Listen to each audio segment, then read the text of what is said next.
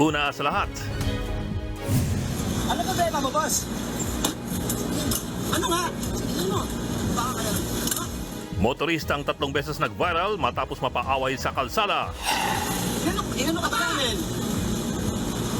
Eksklusibong humarap sa News 5 at dumepensa.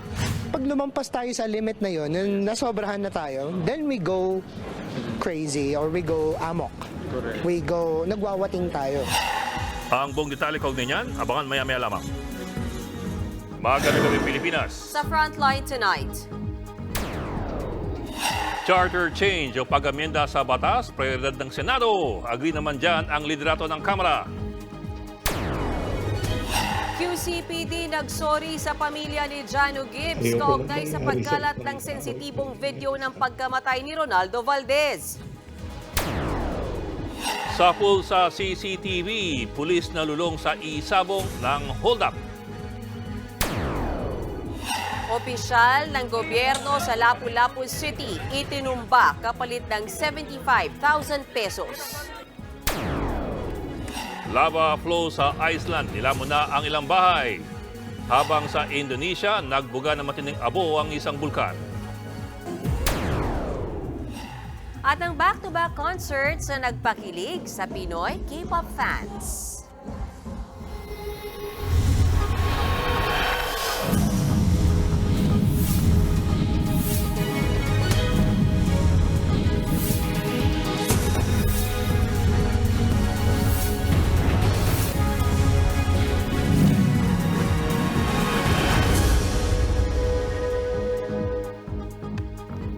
Isang motoristang nag-viral sa 3 magkakahiwalay na road rage incident sa Quezon City. Inulan siya ng batikos online. Eksklusibong nakapanayam ng News 5 ang motorista. Dumepensa siya bagamat giniit niyang wala siyang pinagsisihan.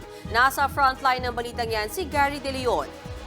Lumampas tayo sa limit na yun, nasobrahan na tayo, then we go crazy or we go amok. We go, nagwawating tayo. Imagine kung yun nga, sobrang bilis kong tumakbo tapos bigla mo akong ikakat na ganun, di ba? Eh paano kung tinamaan ka? Sisisi mo pa ako. Hindi naman ako magwawating ng ganun nang walang dahilan eh. Yan ang sagot ng motoristang si Jesse Virtudaso sa mga nakagitgitan niya sa kalsada sa Quezon City. Eksklusibo siyang umarap sa News 5 para depensahan ng sarili sa 3 viral video ng road rage na kinasangkutan niya.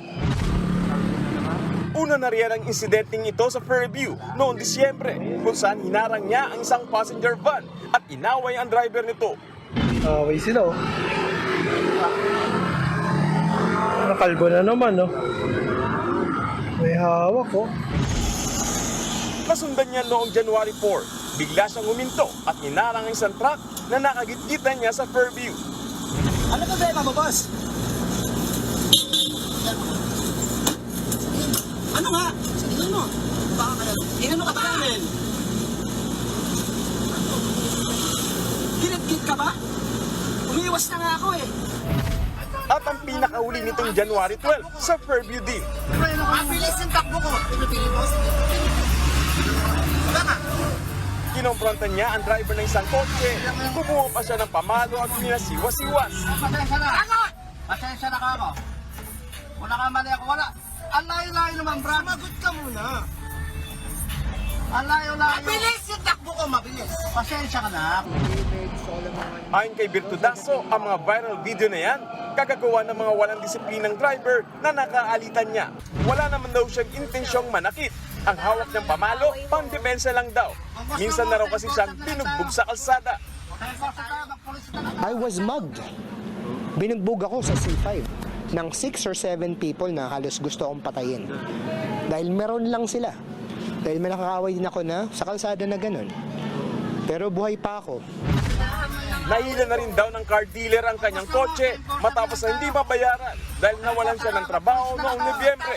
Nagsanga-sanga na raw ang personal niyang problema kaya naging mainitin ang ulo niya sa mga motorista. Pero wala raw siyang pinagsisisihan sa nangyari. Meron ka bang regret na nagawa mo yun? No. No regret. Why would you ask me if I have regrets for that? Alam mo, whatever I did, I already did. You judge me based on the earth's or this world's judgment, but He he will judge you by his standards. Sa social media, binansagan siyang mangboy ng Fairview ng mga netizen. Babalikan mo ba yung mga nag-post sa social media? Kasi I don't. Oh, hindi. Bahala sila sa buhay nila. Kasi bakit? Sinusunog na sila sa impyerno, dito pa lang. Kasi sino bang kasama ko? Siya lang kasama ko. I don't care. Kasi, I mean, kahit anong gawin ko, people will criticize you eh. May it be good or bad. Am I right? Or am I right? Ipinatawag na raw siya ng Land Transportation Office sa Miyerkules. Kaugnay na yung sinampang reklamo ng nakaalitan niyang driver ng passenger van doon Disyembre. Ayon naman sa LTO, muli silang magpapadala ng summon kay Virtudaso para pagpaliwanagin sa mga bagong viral video. Dito malalaman kung mayroon ba siyang paglabag at kung ano ang pwedeng ikaso sa kanya. Magbabalita mula sa frontline, Gary De Leon, News 5. Nagsorry ang Quezon City Police District sa pamilya ng yumaong aktor na si Ronaldo Valdez. Kaugnayan ang pagkalat ng sensitibong video ng kanyang pagkamatay. Si Jano Gibbs naging emosyonal pa. Nasa frontline ng balitang yan si Brian Basa. Ayoko nang mangyari sa ibang tao itong nangyari sa amin.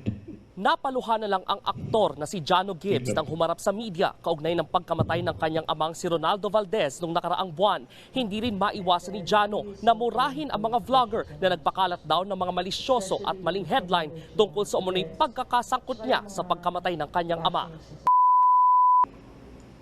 I think that's the better statement. I do not wish this on anybody else. That's why I'm doing this.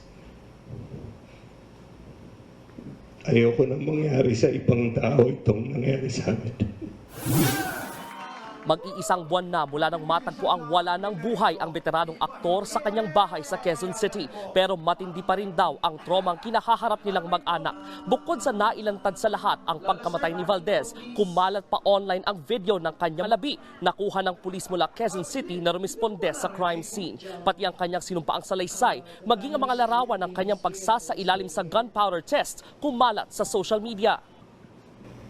Bing texted me that the statement, the full statement, and including our address and my full statement of the pangyayari was circulating already.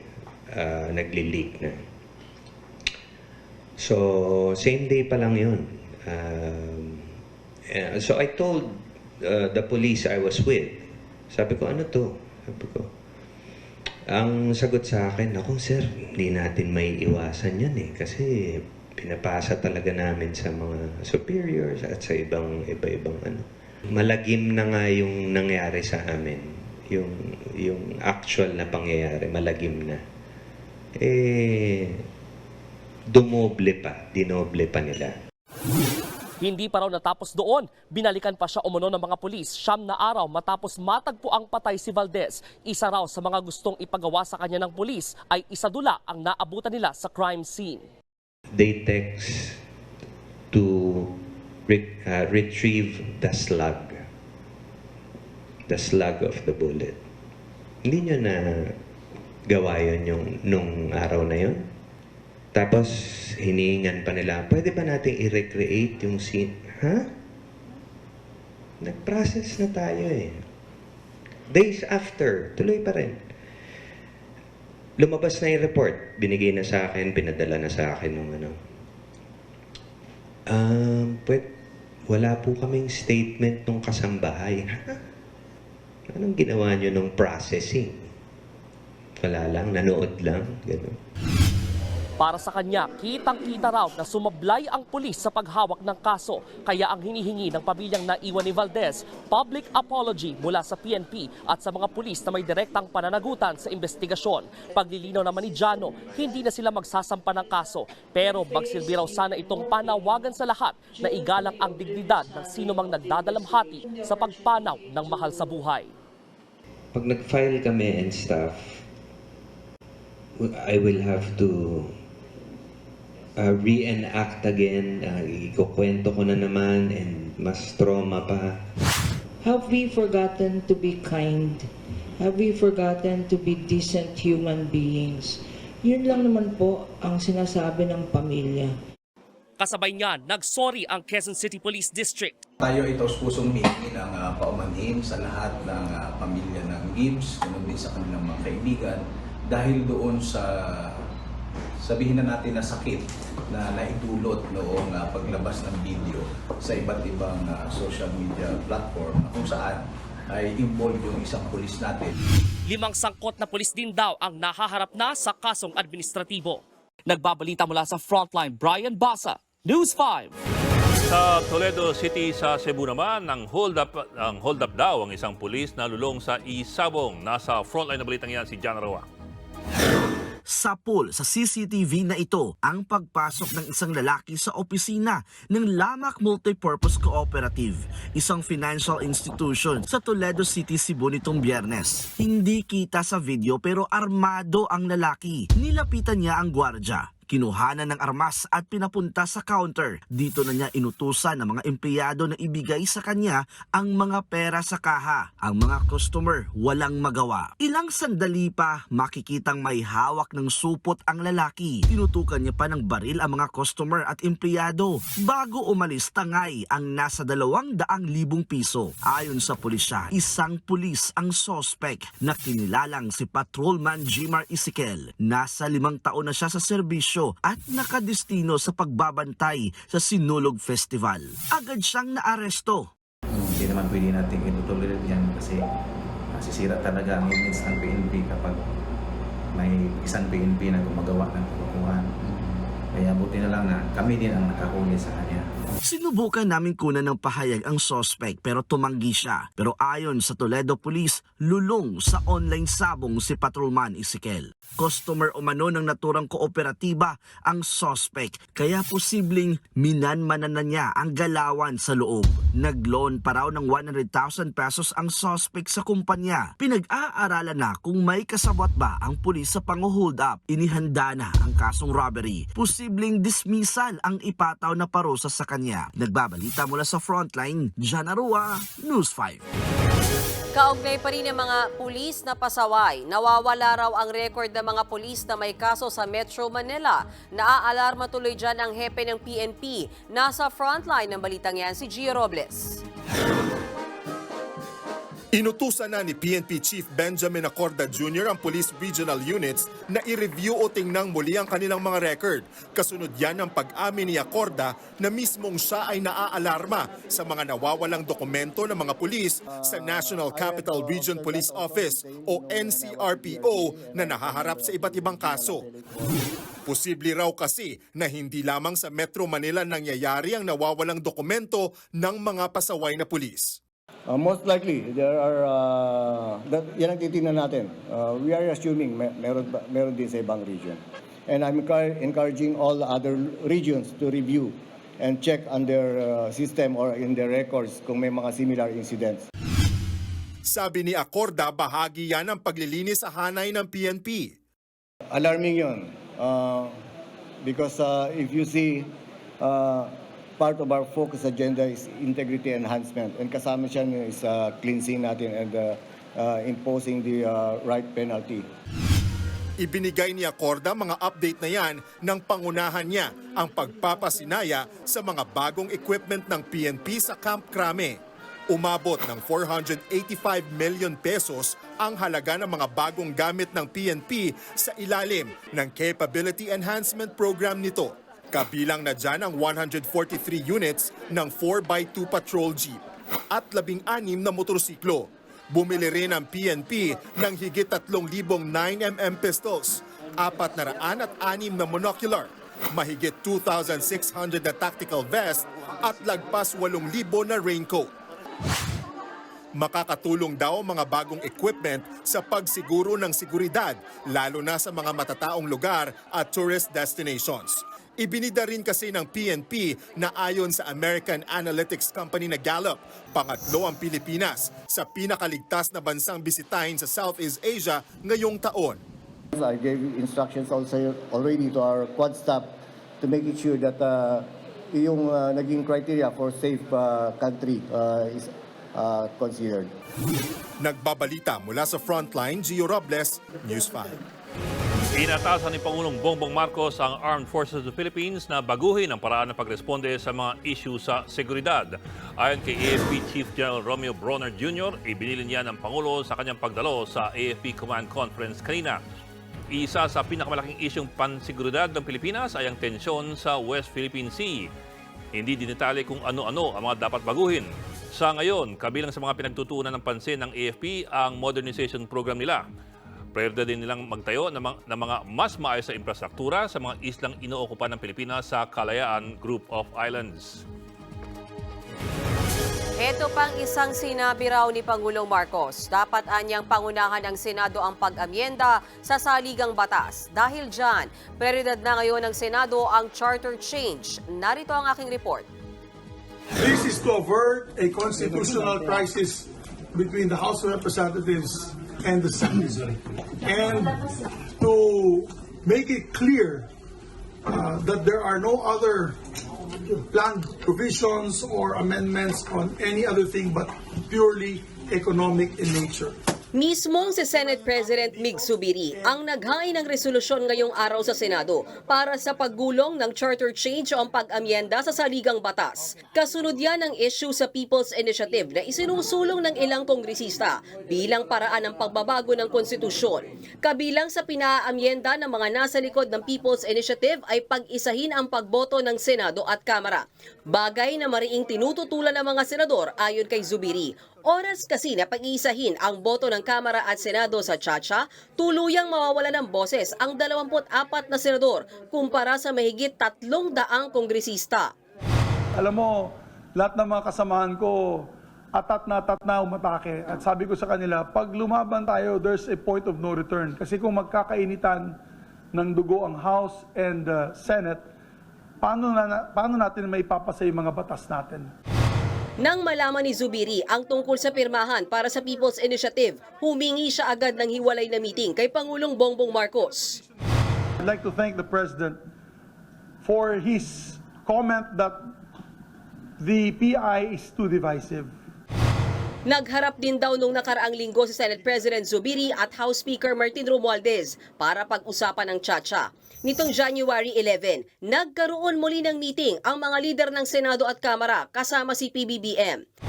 And ang sabi niya sa akin at kay Speaker, sabi niya, why doesn't the Senate take the lead in the discussions of the economic provisions and then you approve your version which the House can adopt? So that was the position of the President. Dahil dyan, prioridad na ng Senado ang charter change. Sa resolution of both houses number 6 na nilagdaan nila Senate President Zubiri, Senate President Pro Tempore Loren Legarda at Senator Sonny Angara, malilimita lamang sa edukasyon, public services at advertising sa ilalim ng economic provisions ang aamyendahan. Hindi naman daw bubuksan sa foreign ownership ang mga lupain ng bansa. Sigurado rin si Senate President Zubiri na kung lilimitahan lang sa economic provisions ang aamyendahan sa saligang batas, makakakuha sila ng sapat na boto o 18 senador para maipasa ito. Pangako rin ng liderato ng Senado, walang gagalawin sa political provisions ng ating konstitusyon at lalong hindi raw pag-uusapan ang term extension sa kahit anong posisyon sa gobyerno. Umaasa rin daw sila Zubiri na ngayong mismo ang Pangulo na ang nagsabing Senado ang manguna sa diskusyon ng Chacha ay matitigil na ang pagpapirma para sa People's Initiative. Paliwanag ni Zubiri, hindi magko-convene ang joint session para sa charter change. Hiwalay na pag-uusapan ng Senado sa pamamagitan ng Subcommittee on Constitutional Amendments ang mga probisyong aamyendahan sa konstitusyon. Si Senator Sonny Angara raw ang napili na mamuno ng subcommittee at hindi si Senator Robin Padilla kahit siya ang chairman ng nasabing komite. Oras daw na hindi pumayag si Padilla na iba ang manguna sa usapin sa charter change. Baka bumuo na lang daw ng Committee of the Whole kung saan lahat ng senador ay sasali sa diskusyon. Inaasahang magsisimula ang diskusyon ng Senado sa Chacha ngayong buwan. Pabor naman ng liderato ng Kamara sa pagprioridad ng Senado sa charter change. Senyales daw ito ng pagkakaisa ng mataas at ng mababang kapulungan. Nasa frontline ng balitang yan, Marian Enriquez. Suportado ni House Speaker Martin Romualdez ang aksyon ng Senado sa pag-amyenda ng saligang batas. Ayon kay Romualdez, hindi lang napapanahon kundi kailangan na ang proposed amendments para makamit ang kabuuang potensyal ng ekonomiya at maging mas competitive. Ang pag-amyenda aniya sa konstitusyon sa pamamagitan ng CONAS ay pagpapakita ng commitment ng Kongreso sa demokrasya at participatory process. Senyalis din daw ito ng pagkakaisa o unity at iisang layunin. Alinsunod din aniya ito sa mga pangarap ng nagtutulak ng People's Initiative. Pero kasabay ng pag-usad ng pagsusulong ng charter change, pinaiimbestigahan ng Makabayan Bloc sa pangunguna ni ACT Teachers Party List Representative Franz Castro ang umunoy pirma, kapalit ng ayuda o signature buying at paggamit daw sa pondo ng bayan para sa People's Initiative. Kasunod ito ng pag-ugong na pinapipirma sa petisyon ang ilang botante kapalit ng pagsasali sa kanila sa AIX, MAIP at TUPAD program na pasok sa social services. Nakitaan ng Makabayan Bloc ng pagtaas ng alokasyon ng mga programang ito na hawak ng DSWD, DOH at DOLE sa General Appropriations Bill hanggang sa General Appropriations Act. Mula kasi sa National Expenditure o hiling na pondo para sa AIX o Assistance to Individuals in Crisis Situation DSWD na mahigit 19 billion pesos, lumubo sa higit 34 billion pesos ang naaprubahang budget. Sa MAIP o Medical Assistance for Indigent Patients ng DOH naman, higit 22 billion pesos lang ang hiniling pero nasa 58 billion pesos ang lumusot na budget. Mula naman sa request na 13 billion pesos, pumalo sa 29 billion pesos ang approved budget para sa tupad o tulong panghanap buhay sa ating displaced workers ng DOLE. Marami na rin daw silang nakuhang report mula sa iba't ibang lugar ng signature buying sa Quezon City, Caloocan, Valenzuela, Rizal at Tarlac. Siyempre, gusto rin naman nating magkaroon ng dagdag na mga ayuda sa ating mga kababayan. Pero kasi ito yung ipinapangako doon sa pagpapapirma. And then, siyempre patatawag din natin. Sa resolution, nandyan din yung grupong pirma. Kasi gusto nating malaman saan ba nanggagaling yung kanilang pondo. Pero pangamba ni Castro, maaaring deadmahin ang kanilang resolusyon lalo't liderato ng Kamara ang nagtutulak ng pagbabago sa konstitusyon. Nauna nang iginiit ng mga nadadawit na ahensya na wala silang kinalaman sa umano'y signature buying. Nagbabalita mula sa Frontline, Marian Enriquez, News 5. Susunod, government officials sa Cebu pinatay kapalit ng 75,000 pesos. Libo-libong driver at operator ng Manibela at Piston sasali sa transport protest bukas. Pero LTFRB hindi raw iaatras ang deadline. At ilang fans dismayado sa matagal at mahabang pila sa sold-out concert ng 17. Magbabalik pa ang Frontline Tonight.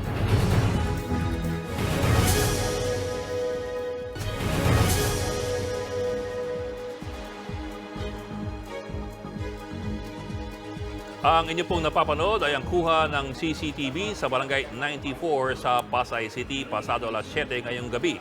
Walang habas na pinagbabaril ng tatlong suspect ang dalawa sa mga nagiinuman. Dead on arrival ang isa sa kanila na si Ronron Uy Perez. Sugatan naman ang isa pang binaril na si Jason Ortez. Ayon sa Pasay Police, nakatakas agad ang tatlong suspect. Pinaghahanap na sila ngayon at inaalam na rin ang motibo sa krimen. Kapalit ng 75,000 pesos, pinaslang ang isang empleyado ng gobyerno sa Lapu-Lapu City sa Cebu. Noong gabi ng January 2, binaril ng riding in tandem ang biktima na si Chris Ceniza habang naka-duty sa palengke. Siya ang Executive Assistant for Market Operations ng Lapu-Lapu City Government. Sa tulong ng mga kuha ng CCTV, natuntun at nahuli ang gunman at ang driver ng motor noong January 9. Nahuli rin ang middleman sa krimen matapos siyang ituro ng dalawa. Ayon sa pulisya, posibleng napaginitan ng mga sindikato ang biktima. Tinutugis ng mga pulis ang tatlo pang suspect kabilang ang mastermind. Libo-libo ang sasali sa transport protest ng Manibela at Piston bukas. Pero nanindigan ng LTFRB na hanggang katapusan ng buwan na lang babiyahe ang mga PUV na walang kooperatiba. Nasa frontline ng balitang yan, si Gerard de la Peña. Kasado na ang malawakang transport protest ng Manibela bukas. Nakatakdang magmarcha mula sa UP Diliman, papuntang Menjola ang mga miyembro ng Manibela. Kasama nila sa protesta ang Piston at ilang sectoral group. Ang hiling nila, temporary restraining order mula sa Korte Suprema at tuluyang pagbasura sa PUV Modernization Program. Ang pinakalayunin ng protesta una ay panawagan natin kay BBM na baguhin niya yung kanyang statement na sinasabi nga na hindi na tayo papayagan na makapag-stay o makapag-renew ng ating mga prangkisa. At siyempre, ang pangalawa rito ay nag-ano rin tayo na sana ay maglabas ng TRO ang Korte Suprema batay do sa ipinail natin. Paglilinaw ng grupo, walang tigil pasada bukas. Pero tansya nila, posibleng umabot sa 10,000 tsuper ang lalawak sa caravan sa Metro Manila pa lang. Habang 100,000 naman nationwide. Ayon kay Marvel Buena ng grupong Manibela, kung mas marami pa ang sasali, posible ring maparalisa ang transportasyon. Sa pinakahuling datos ng LTFRB, 76.6% na ang mga jeep na bahagi ng consolidation sa buong bansa.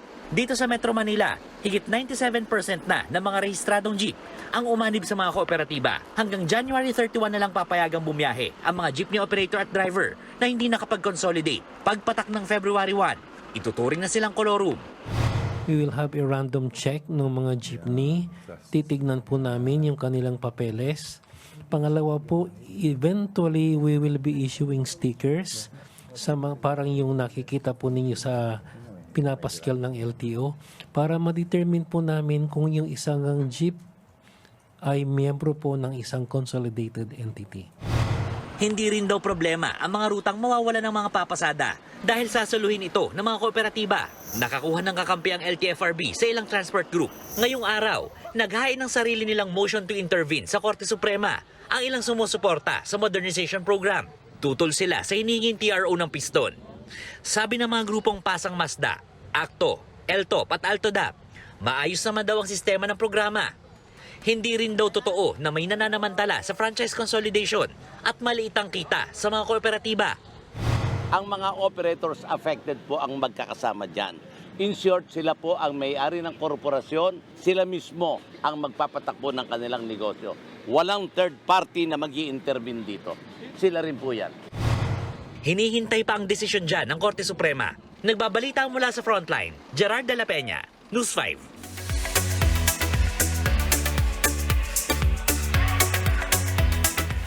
Showbiz tonight na tayo. Buhay na buhay ang Pinoy K-pop fans nitong weekend. Si Mark Tuan ng GOT7, hinara na ang fans nilang Agase. Napuno naman ng Carrots ang Philippine Sports Stadium sa concert ng 17. Panoorin natin yan.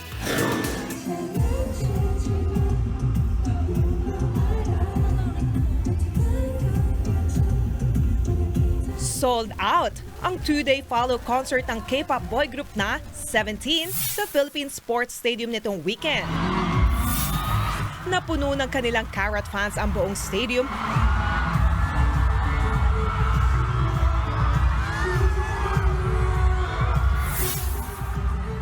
with matching rose quartz and serenity light sticks pa yan. At syempre, napa-aju nice ang ating 17 boys.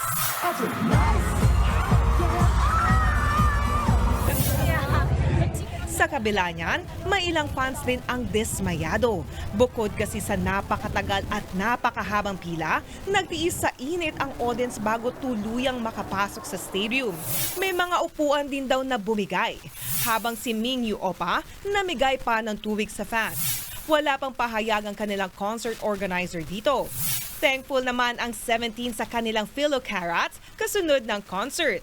Caption nila dyan, "See you again."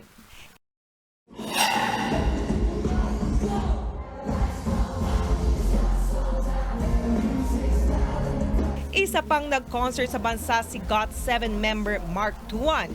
Para yan sa kanyang The Other Side solo tour sa Skydome kagabi. Pero bukod sa kanyang performance, na-bring up din ni Mark ang tungkol sa grupo niyang GOT7. Say ni Mark sa stage, GOT7 pa rin daw silang lahat at umaasa silang magka-comeback soon as a group. Sold out din sa Seoul, South Korea ang concert naman ng 2PM member na si Lee Junho na The Day We Meet Again. Ito ang first solo concert ni Junho after 5 years. Pero ang isa pang nagtrending, Spotted din si Girls' Generation member Yuna sa concert ni Junho. Maraming fans nila ang kinilig dyan. Matatanda ang nagsama si Junho at Yuna sa hit Netflix K-drama na King the Land. Heto ang isa pang chika. Joint slay ang peg na Korean stars na sina Kim Go-eun at Lee Do-yoon na magsasama sa iisang thriller mystery film. 관부 내역지의 지우천불 수호인신 연기 가세 자해 60갑자 종불화생 위아도제 복입 전문이라. Yan ang Exhuma. Iikot ang kwento nito sa mayamang pamilya na nakaranas ng paranormal events. Makakaharap nila ang dalawang shaman played by Lee Do-yoon at Kim Go-eun. Speaking of Go-eun, nag-post din ang South Korean actress ng ilang behind-the-scene photos nila sa pelikula. Sa February na ipapalabas ang Exhuma. Patikim pa lang yan sa ating showbiz tonight at dyan lang kayo mga kapatid. Susunod, 7 taong gulang na babae ginahasa, saka pinatay at tinabunan ng bato sa loob ng kuweba sa Lukban, Quezon. 12 ng bahay sa Iceland, nilamon ng lava. At pelikulang Barbie at Oppenheimer humakot ng parangal sa 2024 Critics' Choice Awards.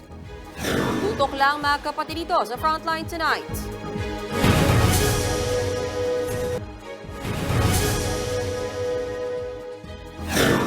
Ginahasa, pinatay at tinabunan ng mga bato. Ganyan ang sinapit ng 7 taong gulang na babae sa Lukban, Quezon. Sa loob ng kuweba natagpuan ang bangkay ng biktima. Base sa investigasyon, isang residente ang nakakita sa suspect na lumabas ng kuweba. May dala itong bareta o crowbar kaya kinutuban ng testigo. Pagpasok niya sa kuweba, nakita niya ang tsinelas ng bata at ang bangkay nito. Nakatali ang mga kamay ng biktima, walang suot pang ibaba. January 13 pa siya nawawala at bangkay ng natagpuan kahapon. Nadakip naman sa follow-up operation ang suspect. Wala siyang pahayag. Na-trap sa nasusunog na gusali ang dalawang residente sa Malate, Maynila. Habang sa Alaminos, Laguna naman, magdadalawang araw nang inaapula ang sunog sa isang oil mill. Nasa frontline na balitang yan, Mon Gualvez. Nagngangalit na apoy ang bumulaga sa isang oil mill at imbakan ng kopra sa Alaminos, Laguna kahapon ng madaling araw. Kalaban ng mga bumbero ang mismong langis na nagpapasiklab lalo ng apoy habang inaapula nila ito. Gumamit na nga ng special foam ang mga bumbero. Napigilan naman nilang kumalat ang apoy sa labas ng compound. Ikinuwento ng isa sa empleyado ng oil mill kung saan sa tingin niya galing ang apoy. Nakita ko may umaspark doon sa isang makina. Pag spark niya, may apoy na kasamang malaki agad. Noong time na yun, ang lakas ng hangin. Nalapnos ang kanyang braso at muka. Kanina, nakafocus na ang mga bumbero sa paghahakot ng kopra mula sa mga nasunog na gusali, saka inilalabas at binabasa. Hindi bababa sa 1,000 toneladang kopra ang nandito sa loob ng oil mill. Isa to sa dahilan kung bakit matagal apulahin ang sunog. Bukod kasi sa nagdudulo nito ng mas makapal na usok, mas mabilis nito nagliliyab kapag naiinitan. Hindi na kumakalat ang apoy pero hindi pa rin nagdedeklara ng far out. Pagtitiyak naman ng pamunuan ng oil mill, sumusunod sila sa lahat ng requirements lalo't 1 dekada na silang nag-ooperate. Talagang kumpleto ang planta kasi hindi naman po matatayo ng planta na hindi kumpleto ang mga requirements na para sa planta ng oil mill. Kumpleto naman po. Kaso nga lang talaga, disgrasya.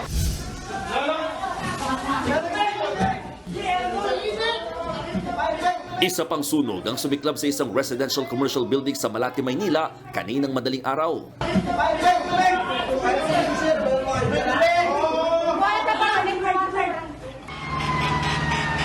To the rescue ang mga bumbero lalo't may dalawang natrap sa ikatlong palapag ng gusali. Sa kabutiang palad, nasagip sila. Hindi naman sila nasugatan pero nahirapang huminga dahil sa tindi ng usok. Tumagal ng kalahating oras ang sunog bago ito napula. Inaalam pa ang sanhi ng apoy at kung magkano ang halaga ng pinsala. Nagbabalita mula sa frontline, Mon Gualvez, News 5.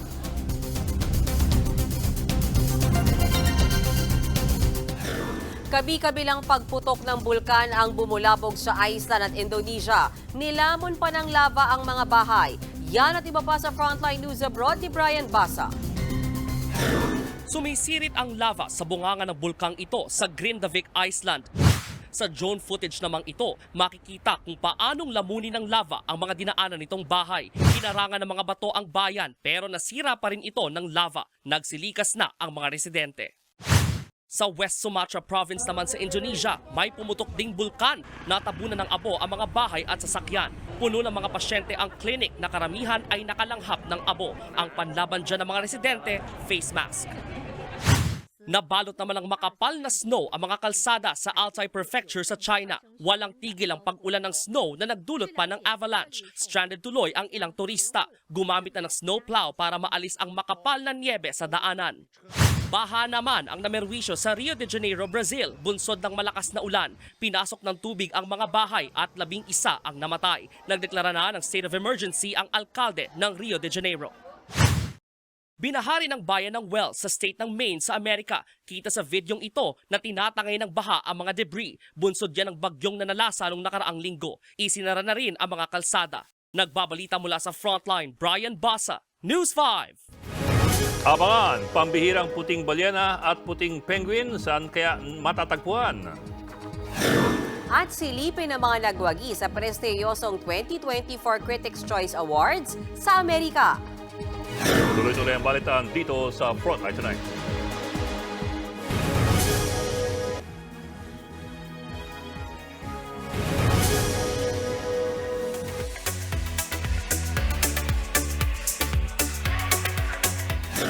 Mga kapatid, lalo na sa mga hindi pa nakakapanood ng Gomburza, extended ang pagpapalabas niyan sa mga sinihan sa bansa.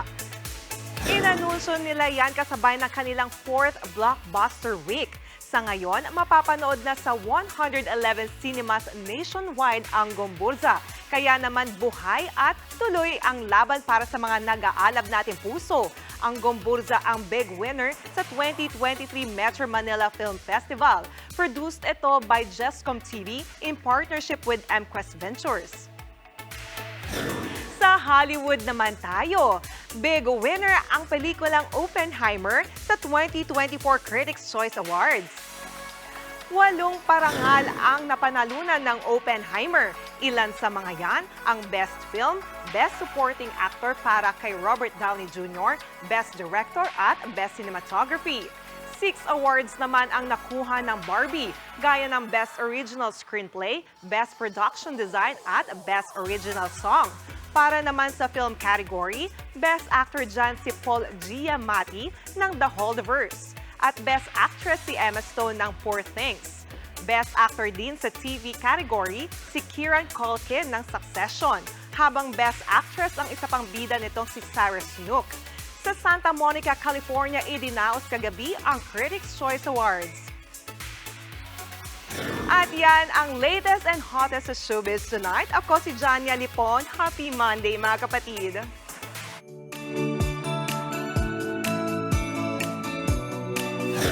At para naman sa ating pabaong pampa-good night, karaniwang itim ang mga penguin at mga balyena. Pero sa pambihirang pagkakataon, may namataang mga puting klase niyan. Spotted sa Chile ang puting penguin. Hindi po ito pangkaraniwan sa mga kasama niya. Ayon sa mga eksperto, may leucism ang puting penguin. Kondisyon po ito kung saan nawawala ang pigmentation sa balahibo ng hayop. Delikado rin ito, lalo't madali silang mapansin ng mga predators. Namataan din sa Thailand ang puti namang balyena. Palangoy-langoy ang balyena malapit sa baybayin ng Phuket. Ayon sa eksperto, isa itong Umuras whale na mas maliit sa ibang klase ng balyena. Talaga tiniming mo yung suot mo. Diba? Pero wala akong Siya yan. leucism. Siya yan. Wala ka sinabi. Nasaktan ako. Hindi, grabe ka naman. Hindi, okay nga yun eh. Fit nga Ako si sila. Johnny. Okay.